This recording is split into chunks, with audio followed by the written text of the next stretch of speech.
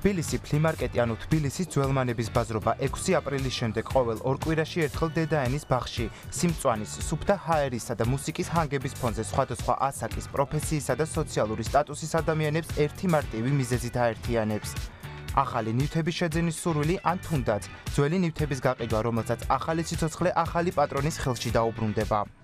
თავდაპირველად იყო ძალიან სპონტანურად, რამოდენიმე დღეში გაკეთებული, ძალიან მეგობრების ხარჯზე და Facebook-ის სოციალური ქსელის საშუალებით. უკვე მეორეზე მოვიდა თითქმის იმდენივე ხალხი, რამდენსაც დღეს ხედავთ. და იმის მერე სტაბილურად, თითქმის ამ რაოდენობის ხალხი ყოველთვის დადის. წესები განსაკუთრებული არაფერი არ არის, მონაწილეობის მიღება ნებისმიერ მსურველს შეუძლია.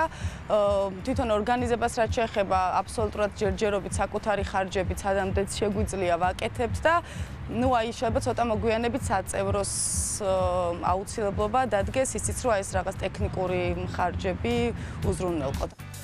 ფლიმარკეტი ეს არის ბაზრობა ყოველგვარი ჩარჩოების, ფიქსირებული ფასებისა და ბრენდირებული იარლიყების გარეშე. ძველმანების ბაზრობაზე არ არსებობს ვაჭრობისთვის დამახასიათებელი წესები. აქ ვერ გაიგებთ ორი ზომით დიდ სამოზე ნათქვამ შაბლონურ ფრაზას. შენი ზომაა და პატარა ზომის ფეხსაცმელზე არავინ გეტყვით, ხმარებაში გაიწევს. ეს არის ადგილი ნებისმიერი ადამიანისთვის რაიმე განსაკუთრებულის აღმოსაჩენად.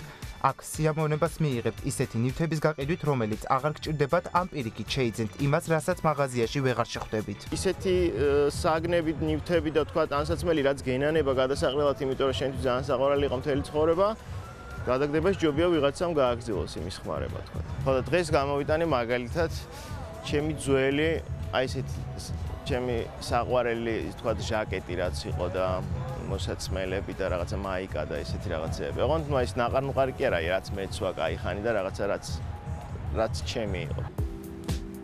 ხიდან ხემდე გაბუნთოგზე დაკიდული ჭრელის ზედების, ვინტაჟური კაბების, ჯინსების, ჩანთების ან თუნდაც ბებიის კევრიდან ამოღებული კარგად მივიწყებული სამოსის, აქსესუარების, ხელნაკეთი ნივთებისა და ფეხსაცმლის ფონზე. ბევრ ორიგინალურ და საკმაოდ უცნაურ ნივთსაც შეხვდებით. ვყიდით ტრუსებს, რომლებზეც არის დატანილი აფორიზმები, ხალხური გამონათქვამები, ანდაზები, რაღაც ექსპერიმენტივით გამოგვივიდა და გვინდოდა რომ ექსპერიმენტი ყოფილიყო. რომ აი რამდენად იცვლის მნიშვნელობას უკვე ტვინში კარგად გამჯდარი ფრაზები, აფორიზმები და ამ აღქმა რა რამდენად იცვლება ადგილის და ფორმატის შეცვლით რა. ანუ ტრუსზე დატანილი უკვე სხვანაირად კითხულობენ. ექსპერიმენტმა გაამართლა, იმიტომ რომ იყიდება და როგორ მოლოდინსაც ველოდი, ისეთი არის ძირთადად, იმიტომ რომ ყველა იუმორით უყურებს. იმისთვის რომ ევროპული სტილის ძველმანების ბაზრობაზე ხელნაკეთი აქსესუარების, საბჭოთა დროინდელი ვინილებისა და სხვადასხვა ნივთების ფონზე ქართველობა არ დაკარგო და ძველი ადათი მუდამ გახსოვდეთ, სულ რაღაც ორ ლარად შეგიძლიათ საიდუმლო რეცეპტით დამზადებული ცივი თეთრი ღვინის მეობა და წითელი რაინდის მეობა დააგემოვნოთ. სახელიც საინტერესო რაღაც მეობა ყველას, ჩვენი დევიზია მეობა ყველას და ფასიც მისაღებია და გემოც რამსთავარი, ან რო არ მოსწონდეს მომხმარებელს, ჩვენს მეგობრებს ალბათ არც შეიძენდნენ. საზაფხულო გარდერობის განახლება ან პირიქით ძველი ნივთებისგან გარდერობის გათავისუფლება. ძველმანების ბაზრობაზე ზაფხულის ბოლომდე შეგეძლებათ.